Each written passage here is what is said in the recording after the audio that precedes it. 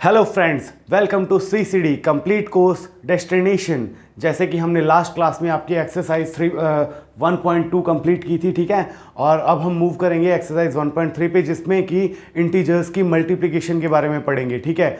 आपको मैंने एडिशन और सब्ट्रैक्शन में एसोसिएशन प्रॉपर्टी, एसोसिएटिव प्रॉपर्टी और साथ में कॉम्यूटेटिव प्रॉपर्टी बताई थी, ठीक है। इसमें एक और प्रॉपर्टी आपको पढ़नी है मल्टीप्लिकेशन में, जिसको हम कहते हैं डिस्ट्रीब्यूटिव प्रॉपर्टी, मतलब ब्रैकेट्स का इसमें रोल रहेगा। तो देखते हैं डिस्ट्रीब्यूटिव प्रॉपर्टी है क्या। Distributive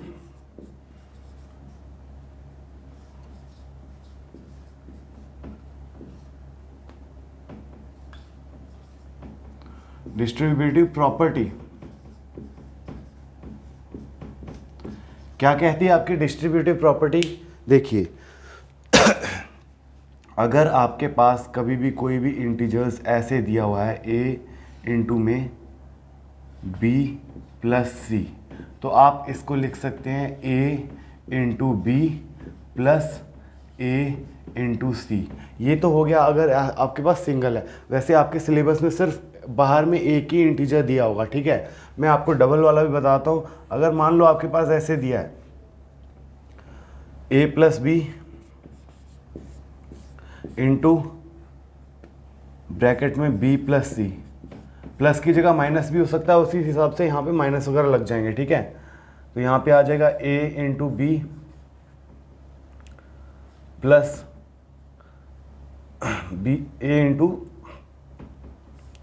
B plus C, then वापस प्लस में b, यहाँ पे b नहीं आएगा, यहाँ पे आएगा, अच्छा यहाँ पे b लिख दिया, यहाँ पे c और d लिख देते हैं क्योंकि b भी सेम हो जाएगा ना, c प्लस d।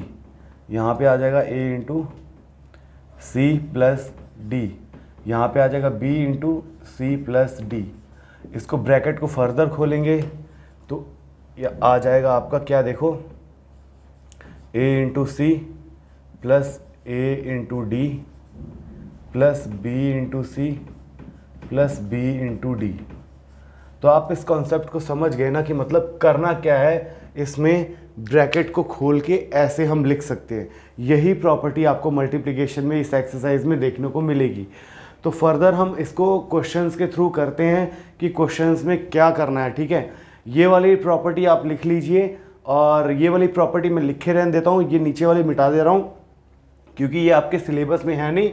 मैंने आपको वैसे बता दिए कि आपको आपकी नॉलेज के लिए बताइए, ठीक है। तो इसको मिटा दे रहा हूँ मैं। यहाँ पे क्वेश्चंस हम सॉल्व करेंगे। हम मूव ऑन करते हैं एक्सरसाइज 1.3 पे। एक्सरसाइज 1.3 क्या पूछा है उसने फर्स्ट क्वेश्चन में? उसने सिंपल मल्टीप्लिकेशन पूछी है कि फर्स्ट पार्ट में पूछ रहा है 3 को मल्टीप्लाई करो -1 से। तो मैंने क्या बताया था कि 3 को -1 से मल्टीप्लाई करेंगे तो -3 आ जाएगा, क्योंकि 3 को 1 के साथ करेंगे तो 1, और यहाँ पे प्लस है और यहाँ माइनस है। तो मैंने आपको बताया था, यहाँ पे लिख सकते हैं आप, अगर आपको पूरा प्रूफ लिखना हो, since minus multiply plus is equal to minus, ठीक है। ये मैंने आपको बताया था पहले। ये तो होगी आपकी प्रॉपर्टी के थ्रू ये वाला क्वेश्चन। फर्स्ट क्वेश्चन का सेकंड पार्ट सेम है, -1 इंटू 2 to 5 है, तो आ जाएगा -2 to 5। इसी तरह से चलते हैं आपके थर्ड क्वेश्चन पे, जो कि थोड़ा सा कॉन्सेप्ट से रिलेटेड है। थर्ड पार्ट देखिए इसका। थर्ड पार्ट में बोला है -21 मल्टीप्लाई विद -30, -21 मल्टीप्लाई बाय -30। पहले तो 21 को 30 से मल्टीप्लाई करो, 0, 3 1 3, 3 2 6। अब देखो माइनस माइनस प्लस है, क्यों?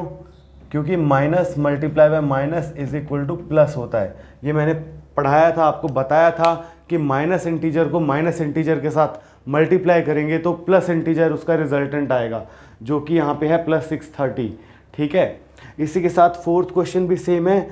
फिफ्थ क्वेश्चन में 0 आ गया है। अब देखो 0 को किसी भी चीज़ के साथ मल्टीप्लाई करते हैं तो हमेशा आंसर 0 आता है। ये भी प्रॉपर्टी मैंने आपको बताई थी कि multiplication of any number with 0 is equal to 0। और आपको एक और चीज़ बताई थी, मल्टीप्लिकेशन आइडेंटिटी। मल्टीप्लिकेशन आइडेंटिटी वो होता है ऐसा कोई भी इंटीजर जिसको किसी और इंटीजर के साथ मल्टीप्लाई करें, किसी भी नंबर के साथ ऐसे इंटीजर को मल्टीप्लाई करेंगे ना तो उसका आंसर सेम का सेम आएगा। और मल्टीप्लिकेटिव आइडेंटिटी कौन सी होती है? 1 को किसी भी नंबर के साथ मल्टीप्लाई करो उसका आंसर सेम आएगा जो एक्चुअली में वो था। ठीक है, अब आगे चलते हैं आपका छठे क्वेश्चन की तरफ। छठा क्वेश्चन देखो, इसमें एक और कॉन्सेप्ट है। 6 क्वेश्चन देखो, 6 पार्ट। फर्स्ट क्वेश्चन का 6 पार्ट यहीं पे करते हैं। फर्स्ट क्वेश्चन का 6 पार्ट आपका क्या कहता है? देखो, कह रहा है कि -12 इंटू -11 इंटू 10, -12 इंटू -11 इंटू 10। तो देखो माइनस माइनस तो मल्टीप्लाई हो जाए, प्लस हो जाएगा ना, माइनस और माइनस मल्टीप्लाई में तो प्लस हो जाएगा, और 10 तो पहले से प्लस में, तो इंटीजर जो भी आएगा वो पॉजिटिव आएगा। देखो 11 को 12 के साथ मल्टीप्लाई करेंगे तो कितना आएगा? 131। 131 को इंटू करेंगे 10 के साथ तो कितना आ जाएगा? 1310। 131 कैसे आया? देखो 12 को जब भी 11 के साथ मल्टीप्लाई करते हैं तो क्या आता है? अच्छा 131 नहीं 132 आएगा, सॉरी 132। ठीक है, आसान था। इसके बाद देखते हैं आपका 6 पार्ट हो गया। देखो माइनस को माइनस के साथ जब भी मल्टीप्लाई करते हैं, हमने पढ़ा था प्लस है, और फिर उसके बाद में प्लस वाला मल्टीप्लाई आ रहा है। चाहे प्लस वाला मल्टीप्लाई बीच में रहे चाहे उस साइड रहे, अगर दो इंटीजर्स कभी भी नेगेटिव में हैं उनको मल्टीप्लाई करेंगे तो आंसर हमेशा पॉजिटिव ही आएगा। उसके बाद देखिए आपका 7th भी सेम है। 8th देखिए, 8th और 9th सेम सेम ही है। और 10th में देखो दो इंटीजर, देखो 10th पार्ट में सारे के सारे इंटीजर्स माइनस में हैं, लेकिन कितने माइनस हैं? 1 2 3 4 माइनस हैं। दो का पेयर बन जाएगा। दो पेयर मतलब एक पॉजिटिव, दूसरा पेयर दूसरा पॉजिटिव, मतलब रिजल्टेंट क्या आएगा? पॉजिटिव आएगा। पहले हम देखते हैं आपका, देखो 8th पार्ट। 8th पार्ट क्या कह रहा है आपका कि -18 इंटू -5, -18 इंटू -5 इंटू -4। ठीक है, देखो माइनस 3 बार आ गया, 2 का पेयर बना, minus multiply by minus plus, और प्लस मल्टीप्लाई बाय -4 माइनस, तो आ गया माइनस। आपका रिजल्टेंट आंसर क्या आएगा? आंसर माइनस आएगा। तो देखो 5 4 का कितना होता है? 20 होता है। तो यहाँ पे लिखते हैं -18 multiply bye 5 4 20, minus minus plus हो गया, तो यहाँ पे आ गया 20, प्लस में 20। इसके बाद वापस से मल्टीप्लाई करेंगे, 0 का 0 आ जाएगा, 8 2 16 6 और 1 2 1 3, 360 माइनस में, माइनस मल्टीप्लाई बाय प्लस आ रहा है तो -360 इसका रिजल्टेंट आ जाएगा। हमेशा याद रखना जो माइनस की संख्या है ना वो हमेशा रहनी चाहिए किस में? इवन में। अगर ऑड में आ जाएंगे ना माइनस, अगर ऑड नंबर ऑफ माइनस अगर ऑड में होंगे तो आपका जो आंसर होगा वो माइनस में आएगा। अगर नंबर ऑफ माइनस इवन में होंगे तो आपका जो आंसर होगा वो प्लस में होगा। ठीक है, जैसे यहाँ पे देखो माइनस कितने हैं? ऑड हैं, 2 हैं, 2 क्या है? ऑड है। 2 माइनस है, -21 -30, 2 हैं तो पॉजिटिव आ गया। यहाँ पे देखो माइनस कितने? 2 हैं, ऑड है तो इसलिए इवन है तो कितना आ गया? पॉजिटिव आ गया। Even positive. यहाँ पे 3 आ गए, 3 माइनस आ गए, 3 माइनस मतलब ऑड नंबर ऑफ माइनस आ गया, तो यहाँ पे क्या आ गया? आंसर आपका माइनस में आ गया। ठीक है, इसके बाद एक और पार्ट आप देख ही लीजिए। आपका पार्ट जो है last part 10th part. 10th part में क्या कह रहा है? फर्स्ट क्वेश्चन का 10th पार्ट, -3 को मल्टीप्लाई किया -6 से, उसके बाद मल्टीप्लाई किया इसको -2 से, फिर मल्टीप्लाई किया -1 से। अब देखो इसका आंसर कैसे निकालेंगे? -3 को -6 से मल्टीप्लाई किया, 6 3 18, और माइनस माइनस प्लस, तो यहाँ पे आ गया 18 मल्टीप्लाई बाई करो फिर से, -2 को -1 से मल्टीप्लाई किया, 2 1 2, माइनस माइनस प्लस, तो 18 मल्टीप्लाई 2 18 2 36। समझ गए कैसे किया? देखो माइनस माइनस प्लस गया, माइनस माइनस प्लस गया। क्या बताया था मैंने, अगर नंबर ऑफ माइनस इवन होंगे तो नंबर ऑफ माइनस कितने, 1 minus, 2 minus, 3 minus, 4 minus. 4 minus है जो कि इवन नंबर है, 4 क्या है, इवन नंबर है। इवन नंबर ऑफ माइनस है तो क्या आ गया, प्लस आ गया आपका रिजल्टेंट आंसर। ठीक है, आपका फर्स्ट क्वेश्चन क्लियर होता है। इसके बाद देखो सेकंड क्वेश्चन कुछ भी खास नहीं है सेकंड क्वेश्चन में। सेकंड क्वेश्चन देखिए क्या पूछ रहा है, उसने बोला वेरीफाई द फॉलोइंग। क्या लिखा है, वेरीफाई क्या करना है, 18 इंटू ब्रैकेट में 7 प्लस माइनस 3, फिर ब्रैकेट बंद, उसके बाद है is equal to 18 multiply by 7 plus 18 multiply by minus 3।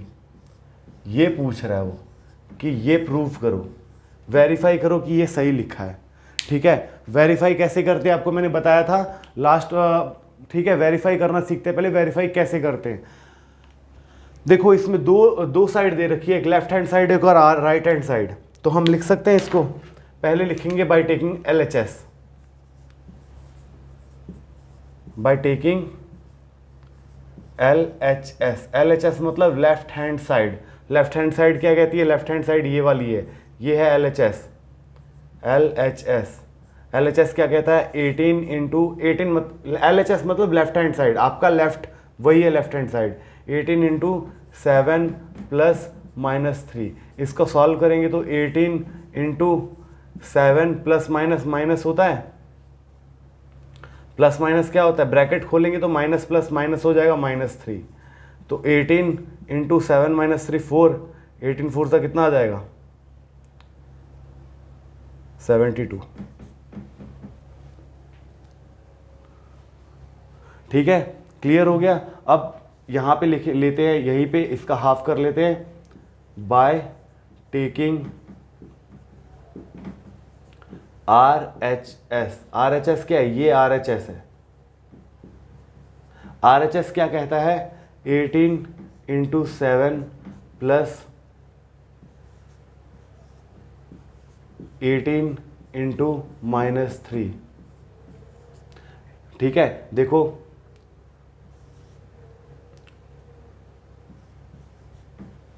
18 into 7 कितना होता है 126 प्लस 18, यहाँ पे 18 इंटू 3 है तो कितना आ जाएगा 54, लेकिन ये आ जाएगा माइनस में। ठीक है, माइनस में आ गया। अब ये ब्रैकेट हम बाहर वाला ब्रैकेट अभी नहीं खोल रहे, क्यों, मैंने आपको प्रॉपर्टी बताई थी, मैंने आपको प्रॉपर्टी अभी बताई थी, माइनस को अगर प्लस के साथ मल्टीप्लाई करेंगे तो माइनस आता है। तो 126 को माइनस करेंगे 54 से, प्लस माइनस माइनस हो गया, 54 से माइनस करेंगे 2, 12 में से 5 माइनस करेंगे 72। ठीक है, LHS is equal to RHS। तो आपका ये प्रूव हो गया कि इसको हम ऐसे लिख सकते हैं। एक्चुअली में है क्या, इसको आप देखो इधर, डिस्ट्रीब्यूटिव प्रॉपर्टी, A की वैल्यू है 18, B की वैल्यू है 7 और C की वैल्यू है -3। तो इसको हमने सिर्फ ऐसे लिखा है उधर, वही इसने प्रूव करवाया कि डिस्ट्रीब्यूटिव प्रॉपर्टी को प्रूव करो। तो सेकंड क्वेश्चन का सेकंड पार्ट आप खुद करेंगे, बहुत ही आसान है। इसके बाद देखिए थर्ड क्वेश्चन। थर्ड क्वेश्चन में क्या बता रहा है वो देखिए। थर्ड क्वेश्चन देखिए, थर्ड क्वेश्चन पूछ रहा है कि कोई भी इंटीजर है a, हमारे पास इंटीजर क्या है, एक a है। a हमारे पास इंटीजर कौन सा है, a, इंटीजर लिख देता हूं, इंटीजर गिवन है a। ठीक है, ये क्या है आपका इंटीजर है। उसने क्या बोला है, अगर इंटीजर को हम -1 से मल्टीप्लाई करते हैं, ये आपका थर्ड का फर्स्ट पार्ट है। ठीक है, याद रखना, a को हम -1 से मल्टीप्लाई करते हैं तो कितना आता है, मतलब उसने पूछा है -1 इंटू a की वैल्यू कुछ भी हो सकती है, प्लस में भी हो सकती है, माइनस में भी हो सकती है। क्यों, इंटीजर्स की रेंज होती है -∞ से लेके +∞ तक। तो a को -1 से मल्टीप्लाई करेंगे, मैंने क्या बोला था, अभी इंटीजर की वैल्यू हमको पता नहीं है, कोई भी वैल्यू आएगी तो इसमें पुट करेंगे, चाहे -1 क्यों ना हो, तो इसकी वैल्यू आ जाएगी -a। आसान था क्वेश्चन। अब ए की वैल्यू कुछ भी पुट करो, -1 पुट करोगे तो ये प्लस में आ जाएगा +1, ठीक है। इस तरह से ये क्वेश्चन सॉल्व होगा। इसका सेकंड पार्ट देखते हैं। देखो थर्ड क्वेश्चन का सेकंड पार्ट देखते हैं। सेकंड पार्ट में उसने क्या कहा है कि determine the integer whose product with -1 is -22, ठीक है। -1 के साथ ऐसा कौन सा नंबर हम मल्टीप्लाई करेंगे कि रिजल्टेंट आ जाए -22, ठीक है। इतना सा है। अब देखो अगर हम इन दोनों को मल्टीप्लाई करें, -1 इंटू -22, इसकी वैल्यू आती है 22। अब देखो अगर आप 22 को यहाँ पे रखोगे ना, 22 को -1 से मल्टीप्लाई करोगे तो -22 आएगा। अभी मैंने आपको प्रॉपर्टी बताई थी कि minus into plus is equal to minus, तो आपका आंसर हो जाएगा 22। 22 इज योर राइट आंसर, ठीक है। कुछ नहीं करना है आपको, बस वैल्यू पुट करनी है। ये एक तरीका बताया मैंने आपको कि माइनस के साथ माइनस को मल्टीप्लाई करेंगे तो प्लस आ जाएगा, और प्लस के साथ माइनस को मल्टीप्लाई करेंगे तो माइनस आएगा। बस इतना सा सवाल था। और 1 से किसी भी चीज़ को मल्टीप्लाई करेंगे तो उतना ही वैल्यू आती है। बस यहाँ पे -1 से मल्टीप्लाई किया है, बस साइन चेंज हुआ है और कुछ नहीं हुआ है। इसको आप डायरेक्ट भी लिख सकते थे। इसी तरह थर्ड क्वेश्चन का सेकेंड पार्ट भी है, वो भी आप करेंगे खुद से। बहुत ही आसान है थर्ड क्वेश्चन। चलते हैं फोर्थ क्वेश्चन पे। Starting from -1 into 5, write various products showing some pattern to show -1 into -1 is equal to 1। कुछ नहीं करना है आपको, पैटर्न बताना है इसका। फोर्थ क्वेश्चन का पैटर्न देखिए क्या है। उसने बोला है -1 इंटू 5 करो, -1 into 5 is equal to -5, -1 into 4 करो इज इक्वल टू -4, -1 इंटू 3 करो -3, फिर आप करो -1 इंटू 2 इज इक्वल टू -2, फिर -1 इंटू 1 इज इक्वल टू -1, फिर -1 इंटू 0 इज इक्वल टू 0, फिर -1 इंटू -1 करो तो 1। यही हमको ट्रेंड दिखाना था उसको कि कौन सा ट्रेंड है। एग्ज़ाम पॉइंट ऑफ व्यू से ये क्वेश्चन बिल्कुल भी इंपॉर्टेंट नहीं है। एग्जाम पॉइंट ऑफ व्यू से आपका डिस्ट्रीब्यूटिव प्रॉपर्टी इंपॉर्टेंट है, जो आपको क्वेश्चन आ सकता है सेकंड नंबर क्वेश्चन, ठीक है। तो फोर्थ क्वेश्चन आपका हो गया। फिफ्थ क्वेश्चन देखते हैं। फोर्थ क्वेश्चन में कुछ नहीं है, ट्रेंड शो करना था, हमने ट्रेंड दिखा दिया। -1 से -1 का मल्टीप्लाई इज इक्वल टू 1, ठीक है। यही शो करना था हमको, तो हमने ये ट्रेंड दिखा दिया। ट्रेंड क्या दिखाता है, माइनस को प्लस से मल्टीप्लाई करेंगे तो माइनस आएगा, और यहाँ पे क्या है, माइनस को माइनस से मल्टीप्लाई करेंगे तो प्लस आ जाएगा। यही हमको उसको ट्रेंड बताना था। इसके बाद चलते हैं आपके क्वेश्चन नंबर 5 पे। क्वेश्चन नंबर 5 के 2 पार्ट हम खुद करेंगे, उसके बाकी पार्ट आप खुद घर पे ट्राई करेंगे, ठीक है। कोई भी प्रॉब्लम होगी मुझे टेलीग्राम पे मैसेज कीजिए, ग्रुप में आपको जो भी क्वेरी है आप बताइए, हम सॉल्व करेंगे। 5th क्वेश्चन देखिए उसने क्या कहा है, प्रोडक्ट करो इसका यूजिंग सूटेबल आइडेंटिटी। मैं आपको आइडेंटिटी के हिसाब से कौन सा क्वेश्चन कराऊं देखता हूं। देखो आइडेंटिटी के हिसाब से करेंगे तो कोई भी क्वेश्चन हम आइडेंटिटी से कर सकते हैं। इसमें आप पहला ही पार्ट ले लीजिए, 5th क्वेश्चन का पहला पार्ट ले लीजिए। पहले पार्ट बहुत ही आसान है, मतलब क्वेश्चन पूरा का पूरा ही आसान है, सिर्फ मल्टीप्लाई करना है आपको। 5th क्वेश्चन देखिए क्या कह रहा है, पहला पार्ट क्या कह रहा है। पहले पार्ट में उसने कहा है 26 इंटू -48 प्लस -48 इंटू -36, ठीक है। हाँ बिल्कुल यही है। अब देखो ये भी मल्टीप्लाई में दोनों, ये भी दोनों मल्टीप्लाई में, दोनों में कॉमन क्या है, -48। डिस्ट्रीब्यूटिव प्रॉपर्टी अगर ऐसे लिख सकते हैं तो ए को कॉमन लिख के ऐसे भी तो लिख सकते हैं, उल्टा भी तो लिख सकते हैं। तो ये देखो ये डिस्ट्रीब्यूशन कर रखी है, तो इसमें हम -48 कॉमन ले लेते हैं, ठीक है। उसके बाद मल्टीप्लाई में क्या लिखेंगे, 26 प्लस यहाँ पे बड़ा ब्रैकेट डालते हैं, फिर ब्रैकेट छोटा वाला -36, ठीक है। अब देखो -48 मल्टीप्लाई विद 26 में से 36, ये प्लस माइनस माइनस हो जाएगा, -36 प्लस 26, मतलब आपका आंसर आ जाएगा -10।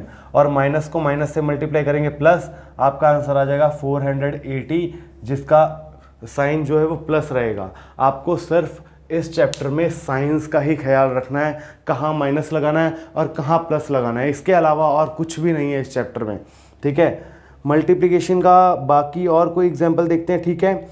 क्वेश्चन नंबर देखिए फोर्थ क्वेश्चन थोड़ा सा इंटरेस्टिंग है, ये करके बताते हैं आपको, ठीक है। फिफ्थ क्वेश्चन का फोर्थ पार्ट देखिए, इसमें हम स्पीड मैथ्स की टेक्निक भी लगाएंगे, ठीक है, वो भी देखिएगा। बहुत ही आसान कॉन्सेप्ट है, कुछ नहीं है। फोर्थ पार्ट देखिए, फोर्थ पार्ट में कहा है उसने -41 इंटू 102, ठीक है। अब इसको सॉल्व करना है। अगर इसको डायरेक्ट सॉल्व करोगे तो कितना हार्ड है, खुद सोचो। इसमें क्या करेंगे हम, इसको लिख सकते हैं -41 इंटू, इसमें ब्रैकेट में लिख सकते हैं 100 + 2, लिख सकते हैं 102 को 100 + 2 लिख सकते हैं। लेकिन हमेशा याद रखना, अगर 102 को 100 + 2 लिख रहे हो ना, तो ये ब्रैकेट ज़रूर लगाना, नहीं तो आपका आंसर बिल्कुल गलत हो जाएगा। अब इसको अगर डिस्ट्रीब्यूटिव प्रॉपर्टी लगाएं तो -41 इंटू 100 एंड प्लस ब्रैकेट में -41 इंटू 2, ये आ जाएगा आपका रिजल्ट। अब इसको मल्टीप्लाई करो, -41 इंटू 100 प्लस में 100 है तो -4100 एंड यहाँ पे प्लस और माइनस माइनस हो जाएगा, -41 से प्लस में माइनस हो जाएगा, 2 1 ज़ा 2, 4 2 ज़ा 8, -82। अब इसको प्लस कर दो, -41 82, माइनस और माइनस टर्म हमेशा प्लस होंगे और उसका रिजल्टेंट आंसर माइनस आएगा। ये भी आपको बताया था प्रॉपर्टीज़ में, प्लस की एडिशन की प्रॉपर्टीज़ में बताया था। तो देखो ये क्वेश्चन इस मेथड से कितना आसान हो गया।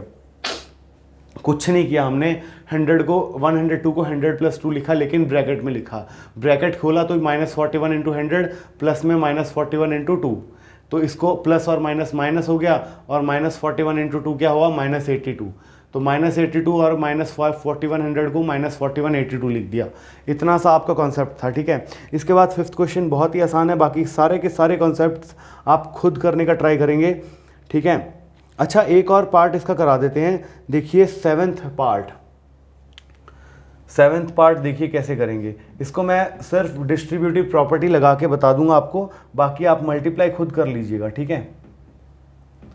-17 इंटू -29। अब देखो इतना हार्ड मल्टीप्लिकेशन है, डायरेक्ट कैसे करेंगे, तो इसको मेथड क्या है, सेम मेथड लगाएंगे। -17 है तो इसको हम लिख सकते हैं 20 - 7, बिल्कुल लिख सकते हैं ब्रैकेट में ही। -29 है तो 30 - 1 लिख सकते हैं, बिल्कुल लिख सकते हैं। सॉरी, ये 20 - 7 तो क्या हो जाएगा आपका, प्लस में 17 हो जाएगा। तो साइन का ध्यान रखते हुए -17 है तो -20 + 3 तो -17 आ गया, मल्टीप्लाई में ऐसे ही -30 + 1, ठीक है। अब देखो -20 + 3 -17, -30 + 1 क्या हो गया, -29। अब इसको मैंने आपको सेकंड प्रॉपर्टी यहाँ पे लिख के बताई थी, ठीक है। इसी के नीचे प्रॉपर्टी लिखी थी कि a + b into c + d लिख के बताई थी, तो वही प्रॉपर्टी इसमें लग जाएगी। देखो a और b, c और d, पूरा खोल देंगे, इसको पूरा खोलेंगे तो क्या हो जाएगा, -20 मल्टीप्लाई विद -30, मैं पूरा डायरेक्ट ही खोल दे रहा हूँ। उसके बाद plus -20 multiply with 1, then plus 3 multiply with -30 and plus 3 multiply with 1। देखो 20 मल्टीप्लाई किया -30 से, फिर 1 से, -30 से, फिर 1 से, फिर 3 मल्टीप्लाई किया -30 से और 1 से, ठीक है। आसान हो गया। अब देखो इसको सॉल्व करेंगे तो क्या आएगा, 0 0 600 माइनस प्लस, फिर ये माइनस है और उधर प्लस है तो -20, फिर ये 33 × 90, माइनस में 90, प्लस और माइनस माइनस, ठीक है। उसके बाद +3 × 1 = 3। अब देखो ये आसान कितना हो गया, कितना हार्ड था और कितना आसान कॉन्सेप्ट बना दिया। अब इसको प्लस और माइनस खुद कर लेना। 600 में से 110 माइनस हो जाएगा, मतलब कि 490 प्लस 3 493 आपका आंसर आ जाएगा। अब चलते हैं आपका क्वेश्चन नंबर 6। इंटरेस्टिंग क्वेश्चन है आपका क्वेश्चन नंबर 6। देखिए उसने क्या कहा है कि आप कहीं बर्फीली जगह पे चले गए हैं, फ्रीजिंग प्रोसेस आपने क्या किया है, एक certain freezing process requires that room temperature be lowered from 40 degree Celsius at the rate of 5 degree Celsius every hour. What will be the room temperature 10 hours after the process begins? क्या कहा है उसने कि एक जगह है, एक कोई भी मशीन है या फिर कोई भी जगह है, वहाँ का टेम्परेचर, एक रूम टेम्परेचर मान लीजिए, टेम्परेचर कितना है, P मतलब प्रेजेंट टेम्परेचर, T मतलब T, प्रेजेंट टेम्परेचर कितना है 40 डिग्री सेल्सियस गिवन है, इसलिए ब्लैक से लिख रहा हूँ। ये क्वेश्चन नंबर आपका फिफ्थ है ना, 6th है। क्वेश्चन नंबर 6 क्या कह रहा है, प्रेजेंट टेम्परेचर 40 डिग्री है और उसको कम करने के लिए एक मशीन लगाई गई है, ठीक है, और वो किस रेट से कम कर रही है, 5 डिग्री सेल्सियस पर आवर।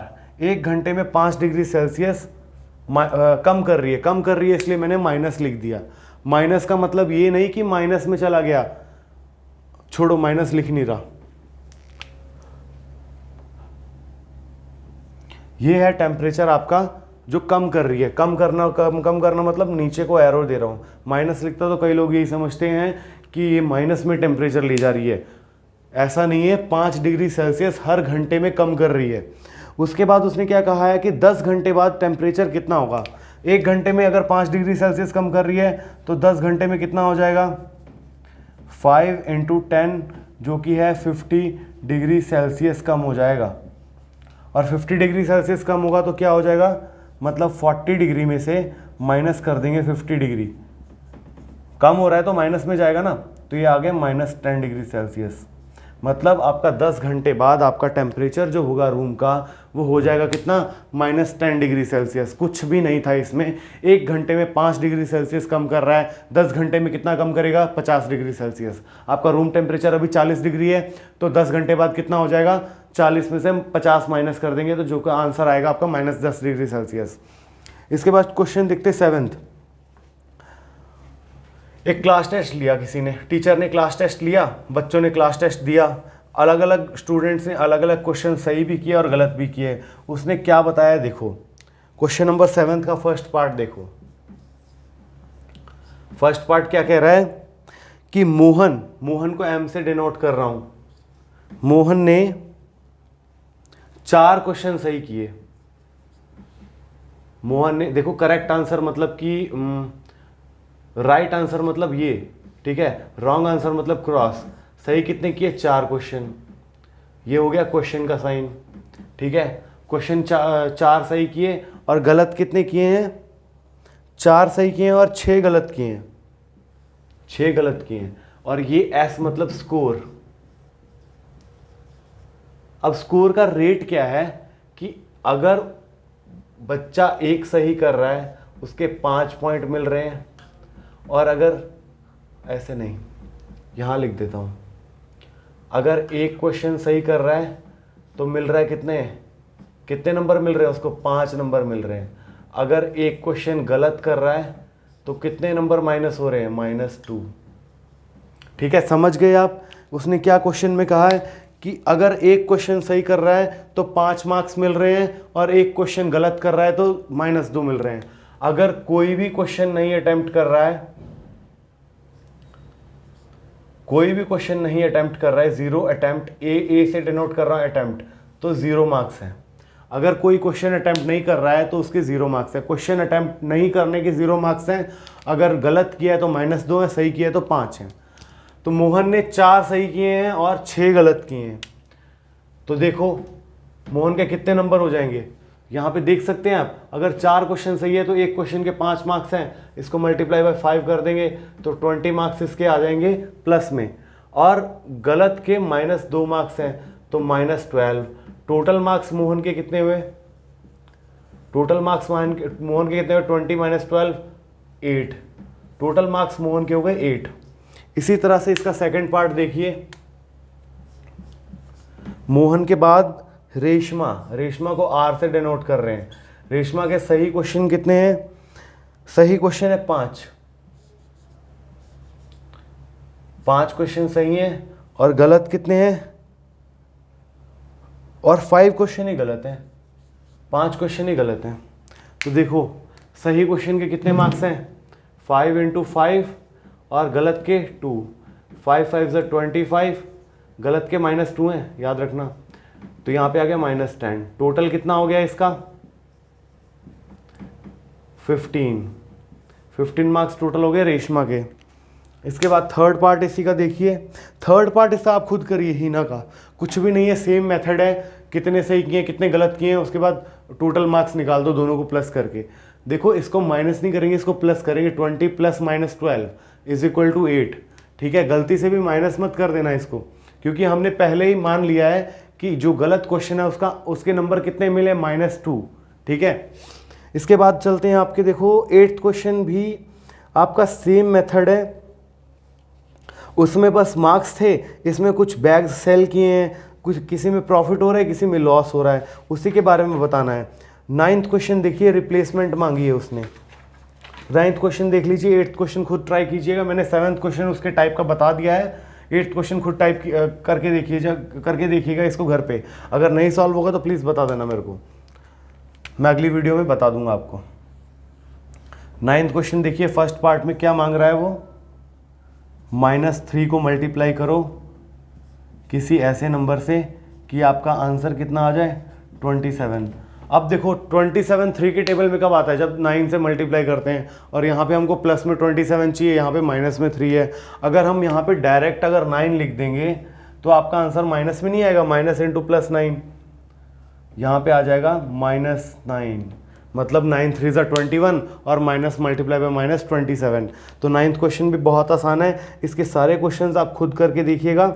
इसके बाद आपका नेक्स्ट टॉपिक क्या है? डिवीज़न और डिवीज़न की प्रॉपर्टीज़।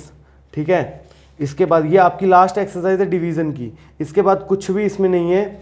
और रिव्यू क्लास आई थिंक लेने की ज़रूरत नहीं है, चलो ठीक है, रिव्यू क्लास एक कर लेंगे, इसके बाद रिव्यू क्लास कर लेंगे, ताकि फर्स्ट चैप्टर में हमने क्या क्या पढ़ा सारे कॉन्सेप्ट एक बार वापस से क्लियर कर लेंगे। बहुत ही आसान टॉपिक था, कुछ भी नहीं था, मल्टीप्लिकेशन ऑफ इंटीजर्स में कुछ भी नहीं था, बहुत आसान था। बस आपको साइंस याद रखनी है कि प्लस साइन कहाँ लगेगा, माइनस साइन कहाँ लगेगा, और माइनस से माइनस मल्टीप्लाई हो रहा होगा तब आपको प्लस साइन का ध्यान रखना है कि माइनस से माइनस मल्टीप्लाई होगा तो प्लस होगा, और माइनस से प्लस मल्टीप्लाई होगा तो हमेशा आंसर माइनस में आएगा। बस यही कुछ चीज़ें आपको याद रखनी है। मल्टीप्लिकेशन में, एडिशन में आपने याद रख लिया था कि प्लस और माइनस कभी भी ऐड होगा तो हमेशा क्या होगा? माइनस हो जाएगा आंसर। लेकिन उसमें जो साइन आएगा ना, वो साइन किसका होगा? जो बड़ा इंटीजर होगा। यहाँ प्लस वाला इंटीजर अगर बड़ा होगा तो आंसर माइनस में प्लस में आएगा, और अगर माइनस वाला इंटीजर बड़ा होगा तो आंसर माइनस में आएगा। एडिशन प्रॉपर्टी आपको बता दी थी, फिर आपको कॉम्यूटेटिव प्रॉपर्टी बता दी थी, एसोसिएटिव प्रॉपर्टी बता दी थी, मल्टीप्लिकेशन में, एडिशन में, सब्ट्रैक्शन में, तीनों बता दिया है। देखो मल्टीप्लिकेशन में एसोसिएटिव कुछ नहीं है। अब देखो 6 - 2 है, -2 को यहाँ लिख लो, 6 को यहाँ लिख लो, कोई फर्क पड़ेगा? नहीं पड़ेगा। तो एसोसिएटिव, कॉम्यूटेटिव सब सेम है, इसमें कुछ नहीं है फ़र्क। ठीक है, एसोसिएटिव भी लगती है मल्टीप्लिकेशन में और कॉम्यूटेटिव प्रॉपर्टी भी लगती है। प्रॉपर्टी आपको बता दी है मैंने, ठीक है, बहुत ही आसान है। लेकिन डिवीज़न में कॉम्यूटेटिव और जो हम एसोसिएटिव प्रॉपर्टी पढ़ेंगे बहुत ही इंटरेस्टिंग है, क्योंकि उसमें ये प्रॉपर्टीज़ नहीं लगती हैं। ठीक है, वो कॉन्सेप्ट हम अगली क्लास में पढ़ेंगे जो कि बहुत ही इंटरेस्टिंग होगी डिवीज़न की। इसके बाद आपकी क्लास ख़त्म हो जाएगी, और मेरे को नहीं लगता कि इसकी रिव्यू की वैसे ज़रूरत पड़ेगी, क्योंकि मैंने बहुत डिटेल में पढ़ाया है। इससे ज़्यादा डिटेल में एनसीईआरटी पढ़ने का मतलब नहीं बनता है। मतलब इससे ज़्यादा पढ़ोगे तो क्या पढ़ोगे, और 1 2 3 4 थोड़ी सीख रहे हो आप। अब आप 8th क्लास में, 7th क्लास में हो चुके हो। ठीक है, 7th क्लास में हो चुके हो, और 7th क्लास में प्लस माइनस थोड़ी सीखोगे। आपको प्रॉपर्टीज़ बता रहा हूँ, माइनस और प्लस की, इंटीजर्स पढ़ रहे हैं इसीलिए पढ़ रहे हैं। ठीक है, तो मुझे नहीं लगता इसमें कोई भी प्रॉब्लम होगी। उम्मीद करता हूँ कि आपको सारा सेशन आज का बहुत अच्छा लगा होगा, समझ में आया होगा। अगर कोई भी प्रॉब्लम होगी तो प्लीज़ मुझे टेलीग्राम के लिंक जो आपको मतलब डिस्क्रिप्शन में दिया होगा, और उस चैनल को ज्वाइन कीजिए। अगर कोई भी क्वेरी आपको आती है मैथमेटिक्स रिलेटेड, साइंस रिलेटेड, तो आप प्लीज़ मुझे बताइए। उसमें मैसेज कीजिए मुझे, मैं आपकी प्रॉब्लम्स को सॉल्व करूंगा। अगर आपको पीडीएफ वगैरह चाहिए होगी उसकी, वो भी प्रोवाइड कराएंगे। टेलीग्राम पे आपको पीडीएफ भी हम प्रोवाइड कराएंगे, जो कि आपके एग्जाम पॉइंट ऑफ व्यू से बहुत ही इंपॉर्टेंट होगी। उसमें इंपॉर्टेंट क्वेश्चंस होंगे। वैसे तो मुझे लगता है कि एनसीईआरटी के बाहर का आपको पढ़ने का कुछ भी ज़रूरत नहीं है। एनसीईआरटी पढ़ ली, सब कुछ पढ़ लिया, ठीक है। ठीक है, अलविदा लेते हैं आपसे और मिलेंगे अगली क्लास में। और इस चैप्टर को हम कंप्लीट करेंगे नेक्स्ट क्लास में। उसके नेक्स्ट क्लास में हम नेक्स्ट चैप्टर स्टार्ट करेंगे, ठीक है, आपका अगला चैप्टर, जो कि बहुत ही इंटरेस्टिंग रहेगा। आपका नेक्स्ट चैप्टर क्या है, देखो आपका नेक्स्ट चैप्टर क्या कहता है, देखते हैं। नेक्स्ट चैप्टर आपका fractions and decimals. Okay, interesting chapter है, फ्रैक्शंस और decimals. Fractions a upon B की फॉर्म में होगा या p अपॉन q की फॉर्म में होगा, ठीक है। और डेसिमल्स में पॉइंट के बाद बहुत सारे नंबर्स होंगे। ये टॉपिक बहुत इंटरेस्टिंग है और एग्जाम पॉइंट ऑफ व्यू से भी बहुत इंपॉर्टेंट है। कॉम्पिटिटिव एग्जाम्स की बात करें उससे भी बहुत इंपॉर्टेंट है फ्रैक्शंस और डेसिमल्स। इंटीजर्स में से कोई स्पेशल क्वेश्चन नहीं पूछा जाता है, बल्कि बाकी क्वेश्चंस में इंडल्ज होता है, मर्ज होता है, ठीक है।